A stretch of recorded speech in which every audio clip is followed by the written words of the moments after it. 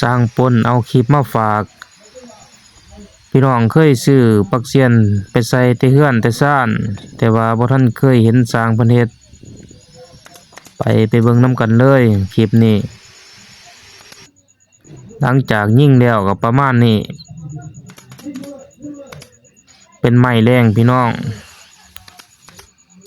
ใส่แม็ก3 เส้นยิงหลังจากนั้นก็มาซอยบัวก็ส่งซอยยากแน่น้อยนึงเพราะว่ามันเป็นไม้น้อยถ้าบ่ระมัดระวังมันก็สิดีดใส่เฮาได้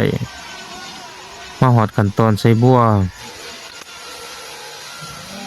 ยิงแม็กเข้าไปยิงแม็กเข้า3 เส้นปักเสียนตัวนี้เป็นปักเสียนห้างหมูมันสิส่งเฮ็ดยากแน่มันเป็นสายขวาตัดสากก็ยากแน่น้อยนึงเพื่อสิได้ต้องใส่ความเพียรน้อยนึงเอาคลิปมาฝากเพื่อสร้างเพิ่นสิเฮ็ดไร่โอ้ยความบ่ยากมาเก็บเล่มห้อยบัวมัน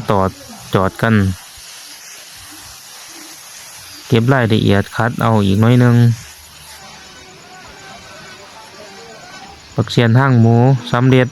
กับประมาณนี้2 คู่มื้อนี้พี่น้องฝากเป็นกำลังใจให้สร้างปนเด้อ